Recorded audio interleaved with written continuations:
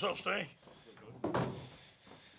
All right, we're now ready with the SEC champion LSU Tigers. We have Coach Orgeron, also Joe Burrow, and Derek Stingley. We'll ask Coach to make an opening comment, and then we will take questions for Coach and the two players. Coach? So proud of our football team. These guys are committed to excellence, great leadership. 2 men on the side of them are excellent players, great team players. This is a great team win. I'm so proud of our defense tonight. The way they came to play, I thought that overall this is our best effort of the season, but I wasn't surprised. Preparation, our guys have been phenomenal. We came here Thursday night. They had a look in their eye today that focus and a winning and determination, and they won as a football team. This is a win for our whole organization, for the state of Louisiana, and for LSU, and for everybody that played in the purple and gold. But tonight wasn't our final destination. We know that. We don't know where we're going to go. We don't know who we're going to play. Wherever they tell us to go and whoever they tell us to play, we'll be ready to go. All right, thank you, Coach. We'll take questions. Reminder, there's no video in this room, so if you could help us out with that. If you have a question, Mariana Kelly will get you a microphone. We'll start up here on the front row with Ron. Ed, do you think your team's performance tonight clinched the number 1 seed with the committee? Yeah, I don't know that. I think that we're a darn good football team. We don't know, and I told the team it doesn't matter. It don't matter where they rank us, where they tell us to go. We got to win the next game, and that's all that matters. Okay, we'll go down here to the right. Scott. Scott Rappelé with the Banerjee Advocate. Derek, your first interception, the game was still in balance at that time, and they're threatening. Just talk about that play and how you guys were able to play overall on defense tonight. Our play on defense, it was amazing. I mean, but this is what we've been working for since the summer.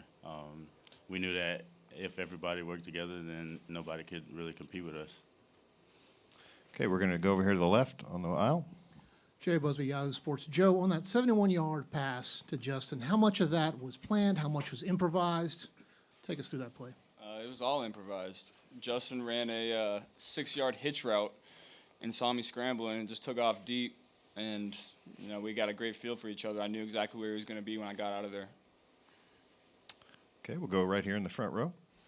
James Moran with the American Press. Jody, just the scrambles in general tonight, was that a big part of the game plan going in? And on that first touchdown, did it seem like you had never had so long to throw in your time playing quarterback? Yeah, so they came out in a defense with kind of what Auburn played against us a little bit, and we didn't expect that out of Georgia at all.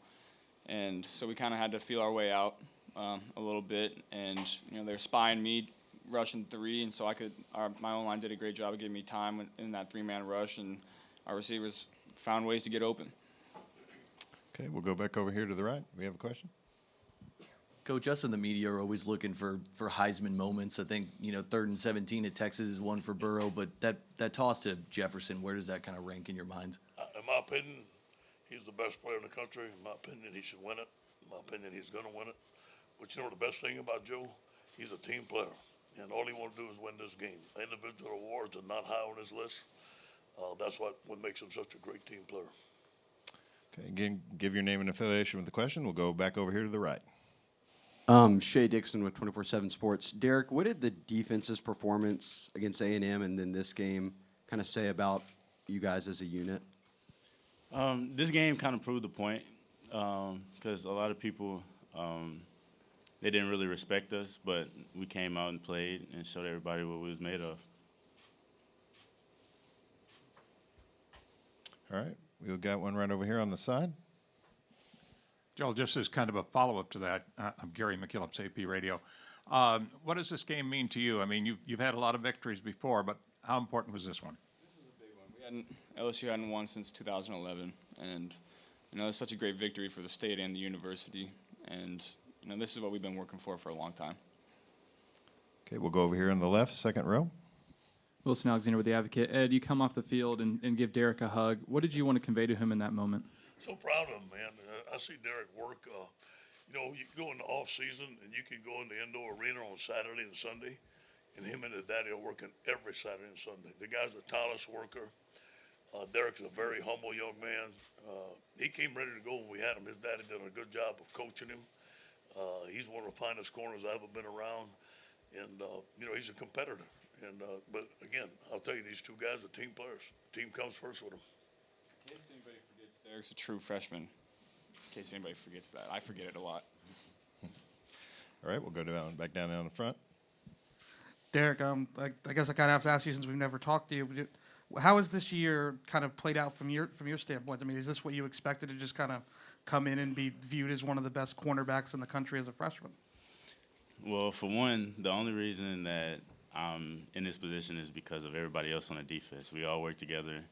We make sure everybody's on the same page, and as long as that happens, then everybody looks good together. So I knew that was going to happen, and I'm just blessed to be in this spot. Okay, we'll go back over here to the left. Duran. Yeah, Joe, Ron Higgins, Tiger Rag.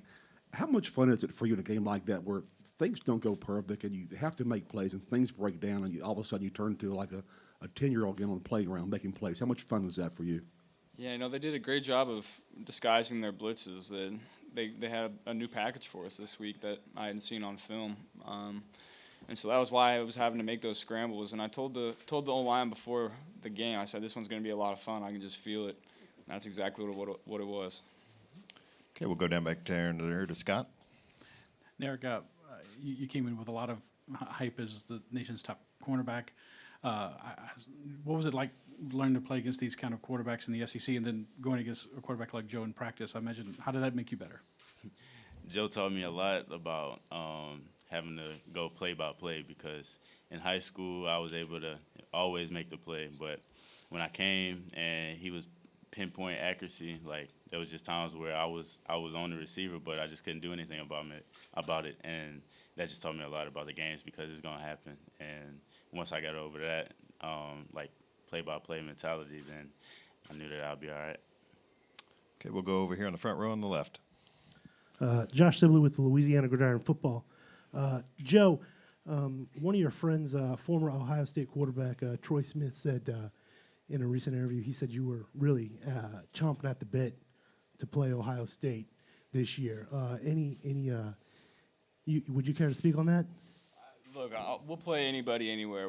I said in the post game, you can take us to Canada. We'll play on a gravel lot. It doesn't matter where or who we play. All right, we'll go to the second row over here on our right. We've got a couple. Go ahead.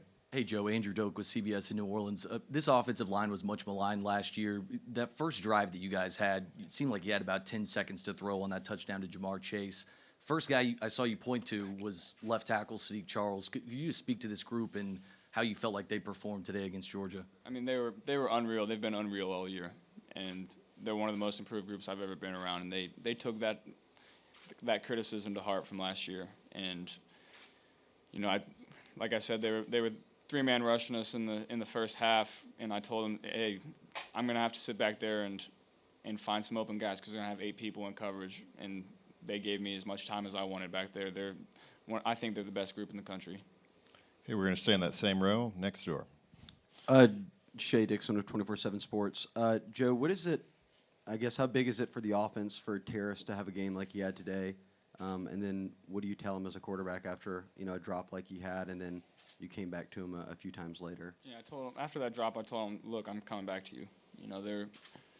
They're playing Jamar and Justin, and I'm gonna have to come to you. And I trust him. He's gonna make the plays. I think that's his only drop all year. So, I trust that guy with every ball, every 50-50 ball, and that's what makes this offense so great. We have 5 guys that can hurt you, and you're gonna have to pick your poison. If you want to take away Jamar and Justin, you're gonna have to deal with Thad, Clyde, and Terrace. Okay, we're going to go straight in front of me, about 3/4 of the way back. Yeah, it's Chuck Culpepper from the Washington Post. Ed, you've coached a lot of places, time zones, whatever, a lot of different seasons. I guess they're all different, but what words do you find to describe the fall of 2019? Very proud of our football team. In the spring, I can see them coming together.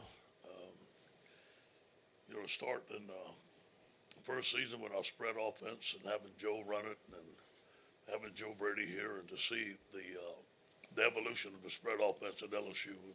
Fans have been wanting for a long time. And then to get the number 1 player in the country sitting right here, and top recruits, and really finally gelling on defense the last couple of games. Coach Aranda challenged the defense. There was a lot of pride in the defense, and I knew they were going to play their best ball. I said it. So I'm just very proud of our coaching staff. I think I have the best assistant coaches in America. You look at a guy like Tommy Moffitt, who gives it his all 24/7. Jack Marucci. We have all the support from Scott Woodward. He came in and gave us every bit of support. Anything that we needed that he can do, he did for us. It was just a good time at LSU, and everybody's pulling on the same side of the rope. Okay, we're going to go right over here on the right. John Zena with Associated Press. Derek, I'm wondering, it's a tough learning curve for any freshman, but in the SEC, but was there a game that kind of made you better, whether it was adversity, whether it was going against Alabama or somebody else that maybe taught you something about yourself? Or Really, every game that was played taught me something new. Like every week throughout practice, like after watching film, I would either change up technique or change up my eyes. Like every game taught me something. There wasn't a specific game that taught me more than something else. Okay, Kelly, if we can get it right here on the aisle. Joe, you mentioned that you saw them drop 8 into coverage at times. Had other people tried to play you that way earlier this year? And the fact that you guys were able to counter it and had answers for it, does it kind of make you think maybe you guys might be a little bit unstoppable right now on offense? Look, every single week, you watch film all week, and it started back when we played Texas. We watch film, and we go in and we see something they haven't done all year. And it's happened time and time again every single week. I'm starting to tell my coaches, I'm like, why do I even watch film anymore?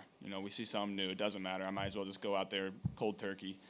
But so I think we have great coaching staff, and they make the adjustments that have enabled us to be successful.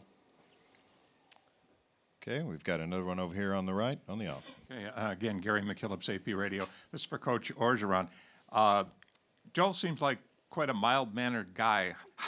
How does he become such a leader on the field? Talk to us about He that. leads by example. I remember his first day coming here.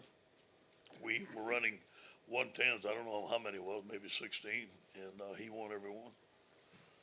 And then the next day he did it again, and then the next day he did it again. He kept his mouth shut and worked hard, and eventually he took over this football team. And this is his team. And the reason it's his team, because he earned their respect. And I got to give it to Joe. Joe's quiet, doesn't say much. He leads by his actions. But every once in a while, he'll say something when things are not going right, and that's the mark of a true leader. But he does it on the field. He backs it up. Our whole team, everybody in the organization believes in Joe. Okay, we'll go back up here in the front. Kelly. Ed, what goes through your mind when you see Joe throw a ball, get it batted back to him, and takes off running with it? Attaboy. Attaboy, Joe. Run, Joe, run.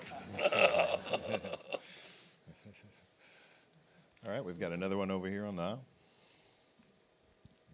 Yeah, Ed, just to follow up on what I asked Joe, he has not had a bad game the whole season, and just kind of seeing all the different defenses he's seen, do you think there is a way that somebody could play him that would be difficult for him, or is he just so naturally gifted at reading the game that he can adjust on the fly? I think as we go into the playoffs, the competition is going to be stiffer, obviously, and we'll find out. I think that it's a combination of his athletic abilities, a combination of the talent that we have on offense. And again, I think there's some fantastic play calling going on. And then again, Joe makes some plays on his own. He extends plays with his feet.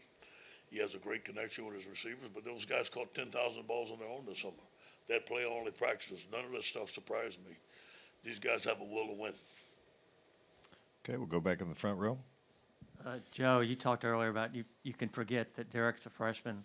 I'm wondering, sometimes when you get a top-rated recruit like that, they come in with attitude.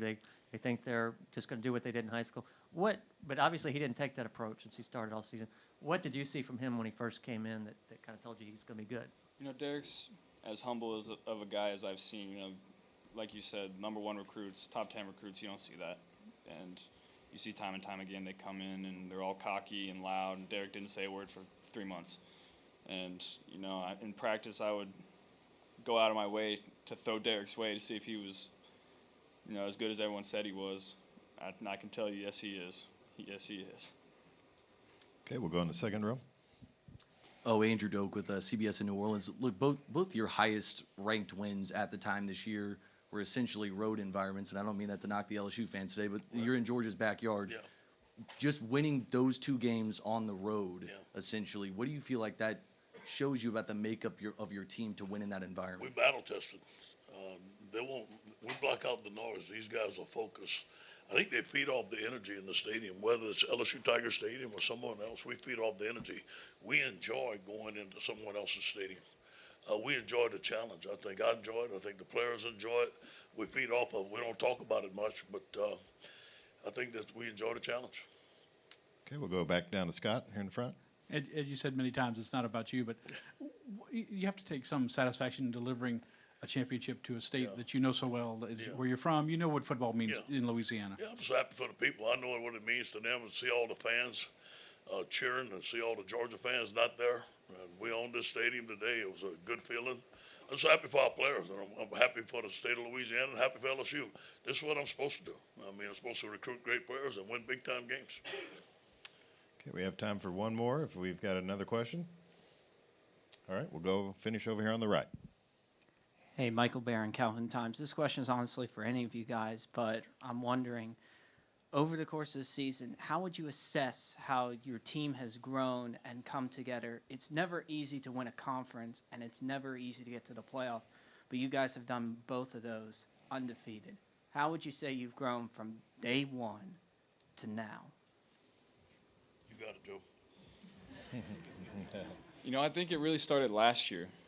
We had a lot of people coming back. We lost 3 starters, I think. And, you know, we were young on offense last year. And I think towards the end of the year, you saw us kind of starting to gel.